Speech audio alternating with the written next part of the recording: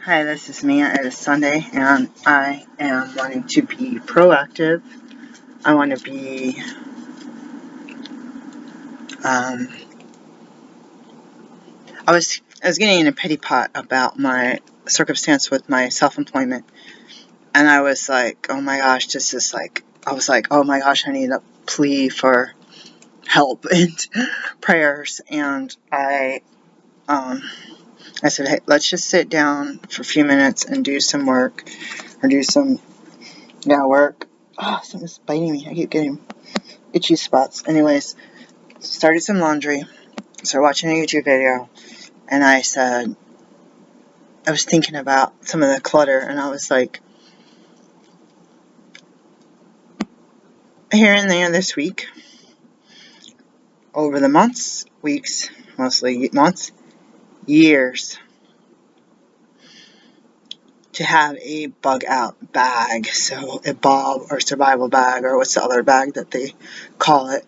And I was thinking these old duffel bags that we have, this little, I want to think about the size of a caboodle, if you have, like, a little bit bigger than that, like, not very big, let's just say.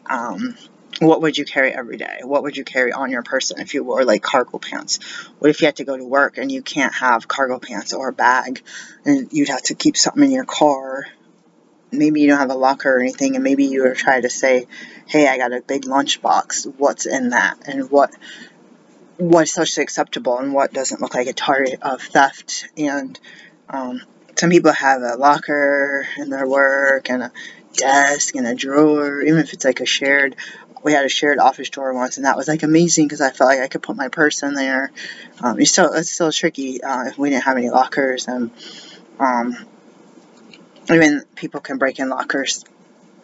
But thinking of not wanting to have like 3 big bags in the front seat of my car, that's, if you have a truck, like, you don't just put it in the bed and think someone, like, hopefully nobody takes your stuff. Like, you want to be courteous to others, but others aren't always courteous to us. So I was thinking about being proactive with my life, and heard about this Oklahoma natural gas plant disaster and incident, I guess they're calling it, and how people had to evacuate. So there was, what I saw between 18 and 22 hours ago, news story, I haven't seen anything newer, was that there was no injuries, but people were supposed to evacuate within a 2-mile radius. I can imagine living by a place like that being like, how much can I afford? Nothing. If I can't afford nothing, if I could start to afford something, what's it going to be? Close to nothing. Like, not, but it's going to be, not that I think that it's necessarily low priced homes, but I feel like it would be less desirable to be around power lines, sewage treatment plants, dumps, stinky stuff, and oil and propane, and I don't know, nuclear power plants. So there's the desire, like what it looks like, and then there's that environmental and like potential for harm, just like every day. Imagine smokestacks or some nuclear plant that's doing throwing barrels underneath, the bleacher somewhere, like, just like not following the EPA or the guidelines for the jurisdiction. So that did, I've seen I don't think it's even Dairygold. It's not Dairygold. What is that plant in Portland, Oregon? What is that milk company in Southwest? Not, it's like Dairygold. It's not. I'll think of it. But I had seen a parking lot, and it was full of people that I look predominantly Latino group of men, and they were all congregated at the Albertsons or Safeway, or in the parking lot. I think I had gone to go shopping. I'm not sure. And I saw everyone standing around. I was like, something happened.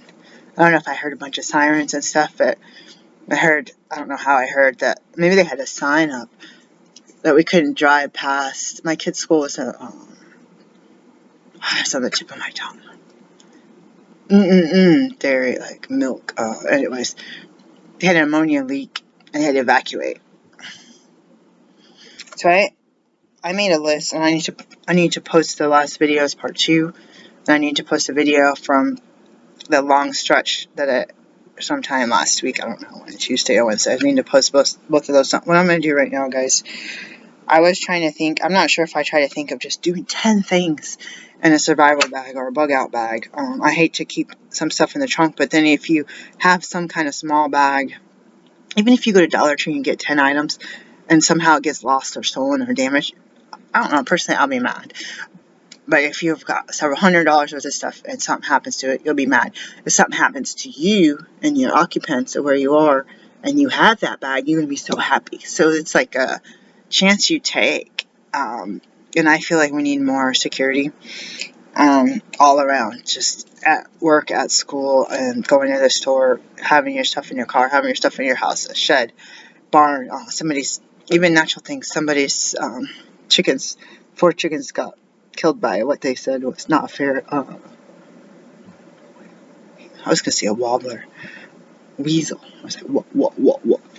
So I can think, I was like, 10 things. So I read your top 10 that I wrote. Not in any order of importance, kind of, but not. I wasn't going there. I was trying to think. Then I was like, no. How about 15? No. You can't fit all that in that little bag. Okay. 18, and I'm stopping. I gotta add 3 more things that I think are... Okay. 20. No. Let me not go to 20. Let me do that while I make the video. So I believe I stopped at 20.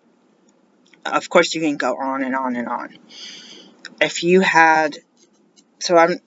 If I had one thing that I could take, it'd probably be some sort of multi-tool knife. Like, if there was only one thing you could walk out in your hand, I feel like that, when I think about Naked and Afraid, you could somehow whittle out some kind of cup and do some kind of thing where you could heat up water and use that to cut branches and stuff to make fire. I don't know. It sounds really different. It sounds like you need to practice these skills. I'm at a disadvantage.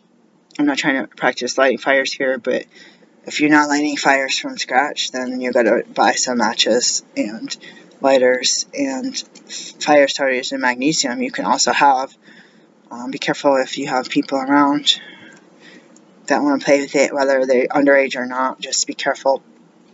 That stuff can be really dry. And I had the regular, starts with a G, incense. I had to be careful with that. I just try to put the end out, like snuff it out, and the end would pop off and like bounce somewhere. Like, what does that bounce into? A pile of tissues or on the floor or in a bed? Like, oh my gosh. Like, and like, it should be some kind of actual snuffer. Like, it should come with something where you can put it out, and if it breaks off, it breaks off, and if it would be like fireproof or have water in it or something. Then I did the Nog Chomper, the one everyone knows about, that blue and white package, and that ends up being, I put that out. It's a thicker incense, and then don't go away from it, but you look at it and it's like relit. It's like all red again. You're like, oh my god. So then you want to keep it away from anything flammable, which is hard because everything around it could be flammable, even plastics and metal, some cement, concrete blocks could burn up somehow. And then if you're going to bed, if you're going to leave the room, so you check it and you put it out. I set a timer. This is all tangent. I set a timer. I don't try to even light stuff because I have fire fear. And then if you go out, I'm not making fun of anyone with OCD because I have not been, what you call it? Nobody's diagnosed me with OCD, but I have it. I think everyone can have it to an extent, but to check and double check and triple check stuff before bed, before you're leaving a room. Or if you think, in my mind, I'm like, if you think about it, like, if you think you didn't lock your doors, but you usually lock your doors, maybe you could just get some exercise and go lock your doors. Like, it's the middle of the night and there's a bunch of drunks throwing stuff around, then you need to think of your safety versus what's in the car, including the car itself, unfortunately. That can happen in the middle of the day, too. And then, did I put the emergency brake on my car? Well, you're on a flat spot with the parking thing, well, you still don't want your car rolling into someone. Maybe go check it. It only takes one time, that's the thing. And But if you do something every time, you make a habit. Okay, do this, check this. But you get to where you only slept 2 hours last night, or you had some bad news, or a cranky relative broke through your blocked phone call thing by using a different phone. Like something to throw you off. Even just eating something sweet. Even as a raw food, I eat something. I had these, where did I put them? I had these little fake cookies. I eat something like that at night, and I'm like, oh, I was extremely tired. Now I got a sugar buzz, and I'm eating a different kind of sugar. I'm going through the list, and I could go on for days with this bug out bag. Okay. 1, water in extra container. I have a thermos behind you here. I have some glass bottles, but I was thinking easy water. You gotta, okay, let's say that you were at a place to say evacuate immediately. We don't know if this place can blow. There's gonna be a fire. It's gonna be harmful fumes. There's gonna be nothing. It could be nothing, or they could say a hurricane or earthquake or something, or it could just be, oh my gosh, someone from your community group is in the hospital and they don't have any help, and they call you and you need to go to the hospital, and maybe they say once you get there you can't leave, you have a special diet. Okay, it doesn't have to be something where a community is affected, or a nation, or even just your household. It could be like, oh, someone's calling me. For me, I could be on call for birth, and you could just be going to work, and you might not break down. You could break down. The person in front of you could break down. It could be a big truck blocking a one-way bridge, like a one-lane bridge. You don't know. Okay, so that's the thing. If we knew, probably wouldn't need to do this until you really needed to do this, right? Okay, so 1, water extra container. Just thinking something to hold. Like if I had oh yeah, I was saying fast. So here's a liter bottle. If your bag has a bottle holder on the side or 2, that would be helpful. I was thinking of having an extra cup and potentially a thermos or something that you can boil, like something small. We have a little can. I don't know how sturdy it would be or if it has BPA's, but if it's survival, you would maybe ignore that for now. I'm not trying to say to do something toxic, but 2, a water filter. So I have this, where's the $20 one? Not the Berkey and not the Life Straw. I wanted to say Stanford. I can't remember the name of the one that you get. It's like a plastic pouch. You're supposed to like fill it up and then I guess squeeze it. I don't remember the name of it. 3, Life Straw. That plastic one comes with a Life Straw. The one I have in my Berkey, I had bought a kit for travel, and it does come with a water bottle, like plastic. Everyone used to have them in the 90s, a squeezy bottle, with the lid. I haven't used it. I'm thinking of using it. I don't want to just use it and then store it. That's my problem right now. I need to use that stuff that's going to sit in there and get dusty. I need to use at least. Okay, this would be for travel. You could probably attach that to your bag, or you could keep it unused, or keep it, if you use it, maybe get the extra filter and have it kind of, I don't know what, tape to it, but have that as part of the setup. 4, so food and snacks. I was thinking more along the lines of granola bars. It doesn't matter what your dietary restrictions, if you have to make them, if all it is a little bit of, like, if you can eat nuts, if it's just hazelnuts mixed with, honey and raisins, and it's a big goopy mess inside of a baggie, and you could get some glucose, depending on if you're completely vegan. Don't do nuts, don't do honey, do wheat. Can you do dates with, I don't know, chunks of freeze-dried fruit, I don't know, blueberries or something. Put something in a dehydrator that you mush up, oats mixed with, the oil, something sweet, some kind of fruit, mix that up. I used to make regular granola bars, so it's just oats. 5, metal container to cook. this along the lines of the other container. And as you're going to come into work with this duffel bag, or oh well, this parking lot's not safe, I'm just going to put this under my desk. You got a pan and a mess kit and all this stuff stuck to your, hanging from the edge of your backpack. You're like, well, whatever, that's what you do, but do you have a mess kit? You know what I'm saying? Can you get one from the thrift store? Can you buy one that fits together better? And I was thinking, like, if you had an empty can that you had peaches in the night before, and you stuffed it, did something so you don't cut yourself, and stuffed it into a baggie. And so I'm environmentally conscious, but not enough. I am mostly vegan, but not enough. So I'm going to say stuff. What I do is I try to balance things out. So I'll say Ziploc baggie, or canned food, or sweets, or leather, or this or that. And in my mind, I feel like our indigenous ancestors had to do everything from plant, animal, and from the earth. And if we're using gas, it had once been from a living creature.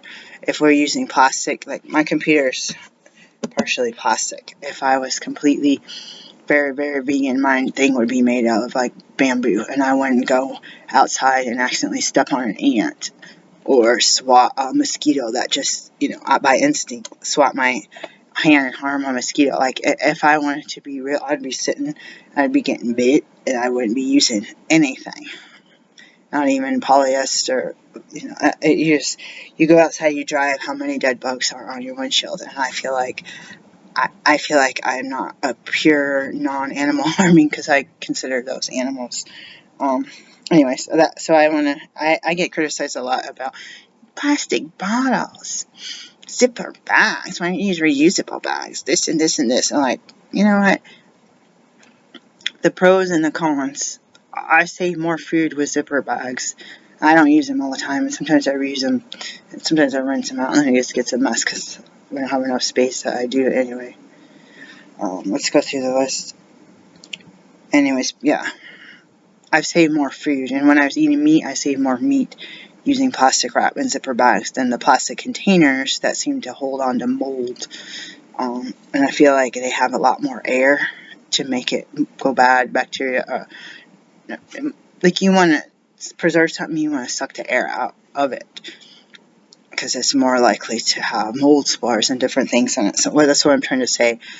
In my mind, I used the zipper bag, or I used plastic wrap on a Pyrex bowl that I got at the thrift store 20 years ago, or 16 years ago, or something, free thing I got on the side of the road in somebody's free trash pile, and then I'm going to combine it, you know what I mean? I'm not trying to, until I can go and pick my own fruit off my own, and I have my own chickens that poop that I use for fertilizer, and don't even have to buy a plastic container or a bag of potting soil. Like, you'll see me one day, I'll be picking the apples off my own tree, and I'll be picking the grapes and the blueberries off my own vines and bushes, and then I don't have to worry about, it'll be fresh. And then what about in the winter? Oops. Anyways, that's not about that. I want to be self-sufficient, but you trying to survive, and you're trying to be perfect, and you're trying to judge other people, and what happens is you need to look at your own actions and see how pure you are, really. So metal prep, cooking, and eating bamboo. This auto-corrected. This should be sporks. So bamboo spatulas and spoons. You're not going to be able to put a whole bunch, but you could put, what's your easiest to use, like one of those half spoon spatulas that's like flat at the end but curved, because you could still use that. You don't want it too big. If you have just a can, or you find a little piece of foil to cook a hot dog on. Like, if I had to eat a hot dog right now, I guess I would have to eat it. But a spork, we had the little bamboo sporks. I thought I could use the spoon to spoon out nut butter and then use the fork to eat the noodles, and I was like, wait, that's kind of messy. Like, if you think about that too, I had a set for me and my kids, 3 sets. It came with chopsticks, a bamboo fork, a knife, and a spoon. That was very nice, except the chopsticks were too slippery. I actually just used the chopsticks. We got those. That's another thing we got 15 years ago, guys. And it came in a case with a carabiner on the edge. I think that's really nice.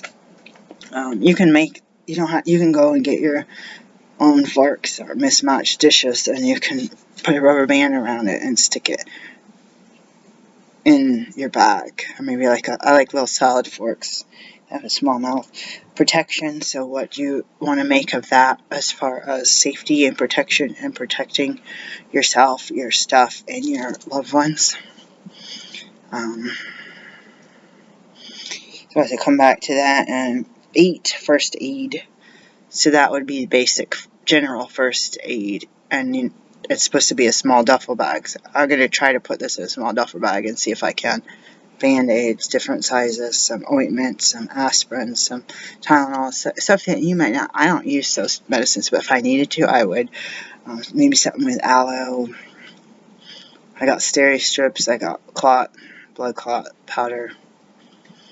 I got more first aid stuff for my regular med kit because of my job, because of my career, but I need to. I mean, how much can you carry? You'll be going out with 6 duffel bags. Oh, this is my everyday carry. See you guys in a few hours after I get home. Maybe you do want to do that. I mean, it comes down to you can't get back home and you have 6 big old bags in the trunk of your car. Then you divert to a campground and you're going to be mad you didn't put a tent in there, If someone takes it, then shoot, hopefully have a backup at home. Have it in the other car. So your personal meds. So I was thinking it's hard to drive around with drugs like your prescription pills, blood pressure medication. You want to if you keep that at home at a certain spot, nighttime, morning time medicines, as needed medicines. What are you going to do? I mean, I didn't think about it like that. You could save an old bottle. Now, this is not medical advice. You could keep an old bottle. I was thinking of the viability if something were to happen and the police search you. Why do you have these pills? What is this? And usually prescriptions have a little bit of markings that doesn't necessarily look like something illicit, but it's still not in the original container. So you can get an original container with your name and the prescription and what it is, the dose. And you could put, I don't know, you can't just go necessarily get extra medicine. So you deal with that. Ask your provider. Some people are getting extra meds. I don't see that happening. Sometimes now the insurance is paying, but it's not like replacing what you need. If you have 3 months supply or 30-day supply, you're still going to need to use that for 30 days if you can't see your provider until the prescriptions are out, which is happening to me on Medicaid. So you got to think about if you had, say, let's just throw it out there. If I had 5 of the medications in that bag,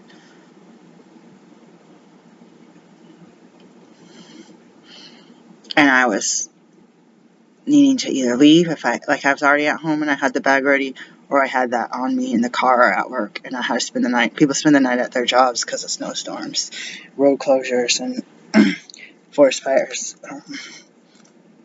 10. So I was trying to stop at 10. Cleaning products. I should have said something better. I think I meant wipes and hand sanitizer. I don't like using them to make my long nails. I cut my nails, by the way. You can't tell, but they are like twice as long. They make cracks in my nails. I don't like it. Even the sanitizing wipes.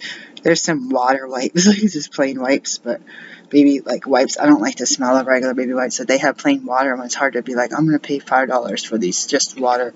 But why can't they just put like sodium chloride water and aloe or something, like a little bit of castile soap or something?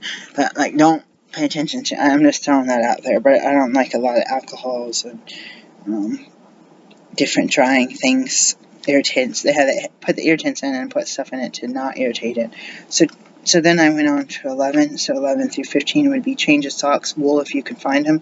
I find it pretty difficult to find 100% wool. I haven't been doing that. What I used to do, get on eBay, find something that's coming over straight from Turkey or somewhere. But when I've done that, I get holes in the heels pretty fast. So I mean, I feel like if I had that in my bag, I need 3 pairs of brand new ones, and you don't want them to get where you don't use something, not necessarily dry rot, but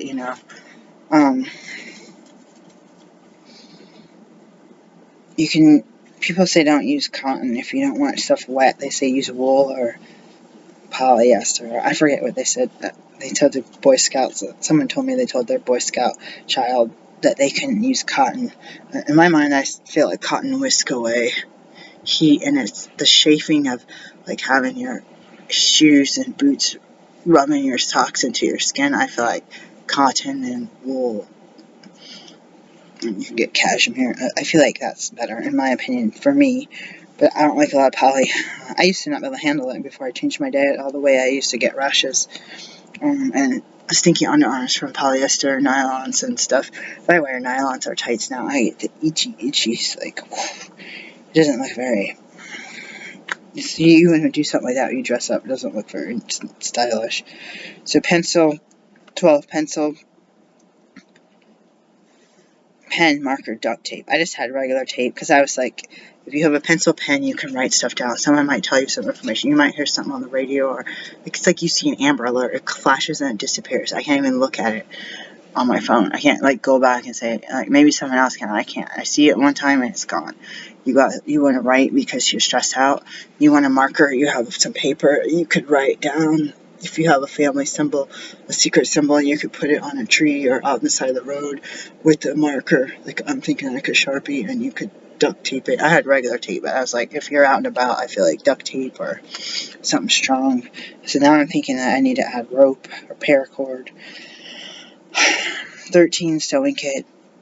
I was like, I don't need to bring a sewing kit, but you get those little like airport or pocket book size needles, because needles do break. I haven't had needles break until recently. Like, they don't make things as strong as they used to now. Needles, pens, and straight pens, safety pens, several colors in yarn. Because I was thinking, oh, if you have a shelter or a tent or this or that, you could sew something together. Maybe you're stressed out and you're stuck because the bridge is out, and you're stuck in some parking lot somewhere for the next 12 hours sitting in your car. You got nothing else to do. Say you clean out your car, there's not even any magazines or any junk newspapers under your seat anymore. You could be like, hey, I meant to hem the pants I'm wearing. I need to take the waist in. You could do a seam ripper, little pair of scissors, and those little bits of yarn thread they give you and the buttons, that's not enough to hem a whole skirt probably, but like you could throw in some more yarn, whether it's a small, like a regular roll of black and white. That seems like kind of a lot to carry, but I personally used to like to try to find cotton and stuff, and then you hear the thread breaking, so you could do the stronger thread. And there's clear thread too, but I haven't used it. I might get some next time, just so I can see if it like unravel. I feel like it's plasticky, so I might do that. Could be just regular polyester. I might get some, because then it would maybe, like, if you saw me with clear, it might be shiny. Maybe you don't want to be shiny in the light. You want to be able to hide in the dark. Okay, but I was thinking you don't need that, but I'm thinking if you have one pair of pants and the pocket rips off, or your buttons fall off, or you get a big hole in your coat, you want to kind of look good, like you're put together, and you want to be able to keep the elements out.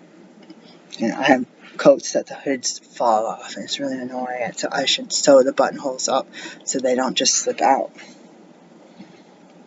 Poncho, they could probably go out farther. I didn't put plastic trash bags. You could put a couple of trash bags shoved into a Ziploc bag, like take all the air out. 15 emergency blanket. So this is kind of more of the clothing, rain, shine, cold, hot. These will work in all situations. Tactical scarf for 16. So we're moving on. You have a big scarf. It could go over your head. It could go over your shoulders like a blanket. It could be wrapped around your waist. Any gender. You could, it wouldn't make much of a tent, but you could sit out in the sun and be underneath it and use the rope that I put on here, tie it to a tree, and it's just personal size. Even if you're wearing dark jeans, if it just keeps the sun off your dark jeans, or keeps the wind, say the wind's coming and you got a little fire, I don't know how well that would block the wind, but you know what I'm getting to a point, like, you ever been out in the cold when you stand like in front of a tree and you get the wind block just a little, and it's like, whew, that's relief. It's like the shade when it's 110 degrees outside. It's still hot, but it's better. Flashlights, I was like, oh, that's kind of sad. And I put flashlights because you never know. The wind up, noisy ones are wind up, and the crank, quiet ones, big ones, little ones. Did the battery die? Did the bulb burn out? So I was conscious of that. Fire makers, toiletries, toothbrush and paste, toilet paper, female products, and condoms, which also got auto change. So condoms, some people have condoms, plain condoms, and they use them for water. I'll come back to this list. Pocket knife and a multi-tool. Now that's getting to be like, these are getting to be more than one. I'm going to do 21. I'm going to say rope and paracord. People wanted tent stakes. This might not be your, you can get little tent stakes. Then I don't have a tarp. I'm just going to put tarp. Some people wish they had the tent stakes in their bag. I mean, that's something you can put it in your other thing. I'm going to put fishing gear. I thought I meant to put like a hatchet. I think I meant that for those do-25. I'll say hatchet. I have to go check the time on something. I'm going to save this. Glass sounds nice, but if you drop your bag or something hits you and you don't want, like, say how these preserves, if this breaks, I don't feel comfortable eating it unless you could really strain it. Watch it break. You can't drink out of it. You're not supposed to heat it. You'll watch it go into the dry ground. Peace, guys. Oh yeah, I'm just looking right now. It's bug spray, a big thing of bug spray. So you can get bug spray wipes, you can get citronella, whatever those kind of bracelets, and you can get the cream. You can put that anti-itch on your. There's nothing like trying to stay focused and you're like itchy, and you're just like, oh my god, I'm just like, not to scratch. You're an adult, but sometimes that little bit of just feeling it, you could distract you from someone sneaking up on you. Peace, guys.